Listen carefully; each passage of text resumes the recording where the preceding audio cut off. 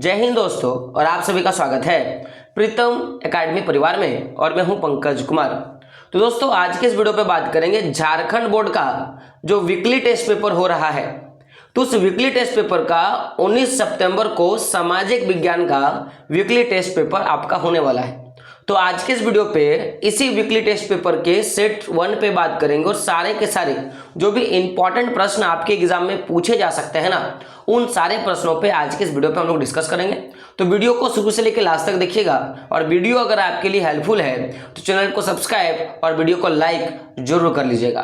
तो बात करते हैं दोस्तों प्रश्नों पर। तो सबसे पहला प्रश्न आप देख सकते हो क्या है कि मध्य अमेरिका में झूम कृषि को किस नाम से जाना जाता है।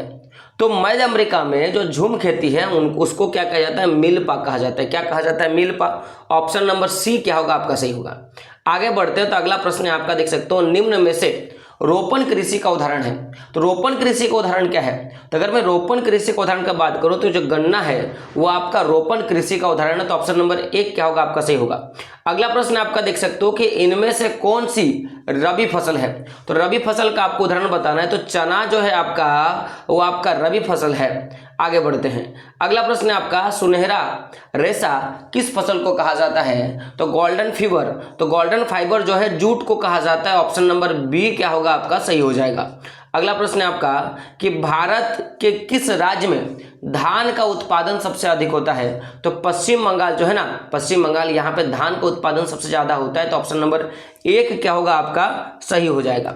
चलिए आगे बढ़ते हैं। अगला प्रश्न आपका देख सकते हो, धान की फसल उत्पादन के लिए तापमान की आवश्यकता होती है। बोलते हैं कितना डिग्री तापमान चाहिए धान की फसल के उत्पादन के लिए?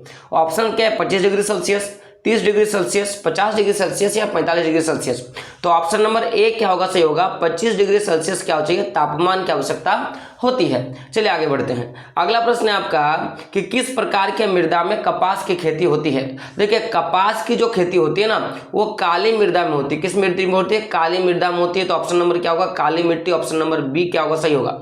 चलिए आगे बढ़ते हैं। अगला प्रश्न है, भारत किस फसल का विश्व में अग्रणी उत्पादक है? यानी कि यहाँ जो ऑप्शन है जैसे चाय, कॉफी, दही और दाल, तो इनमें से सबसे ज्यादा किसका उत्पादन जो है भारत करता है? तो याद रखिएगा, चाय जो है भारत सबसे ज्यादा उत्पादन करता है। और शायद मुझे जहां तक याद है तो चाय उत्पादन में भारत का दूसरा स्थान है। चलिए आगे बढ़ते हैं। अगला प्रश्न है आपका, ऑपरेशन फ्लड किस क्रांति से संबंधित? देखिएगा, मैं यहाँ पे 2-3 क्रांति बोलूंगा। जैसे एक होता है आपका लाल क्रांति। तो लाल क्रांति जो है आपका मांस उत्पादन से है। आपका होता है झींगा क्रांति। तो झींगा क्रांति जो है आपका मछली उत्पादन से है। मैं बात करूंगा आपका जो है आपका पीली क्रांति। तो पीली क्रांति जो है तिलहन के उत्पादन से है। रजत क्रांति का बात किया जाए तो वो आपका रजत क्रांति अंडे के उत्पादन से है। और हरित क्रांति जो है वो फसल उत्पादन, गेहूं, चना, इसके उत्पादन से है। ठीक उसी प्रकार जो ऑपरेशन फ्लड है ना वो श्वेत क्रांति से संबंधित है। श्वेत क्रांति यानी कि दुग्ध उत्पादन, किससे? दुग्ध उत्पादन से संबंधित है। तो ऑप्शन नंबर बी क्या होगा आपका? सही होगा।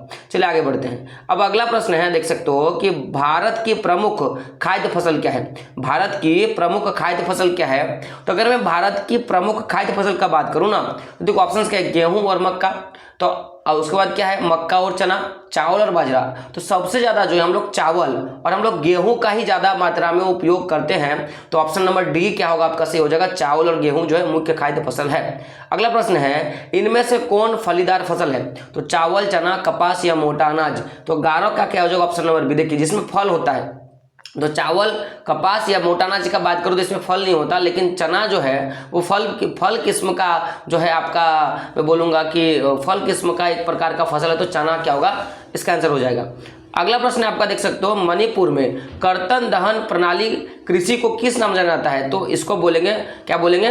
पामलू। क्या बोलेंगे? पामलू। अगला प्रश्न है आपका कि भारत में चाय का प्रमुख उत्पादन कौन है? तो असम। क्या हो जाएगा? असम। ऑप्शन नंबर सी क्या होगा आपका? सही होगा। अगला प्रश्न है कि विश्व में कपास के उत्पादन में भारत का स्थान क्या है? तो दूसरा। क्या है आपका? दूसरा। देखिए, ये टोटल इंपॉर्टेंट प्रश्न जो कि मैंने आपको करवा दिया, और आगे हम लोग जो है ऑब्जेक्टिव प्रश्नों पर भी बात करेंगे, जहां से सारे ऑब्जेक्टिव प्रश्न मैं आपको यहां से करवा दूंगा। तो मिलते हैं अगले वीडियो में, तब तक के लिए जय हिंद, जय भारत और आपका दिन शुभ हो।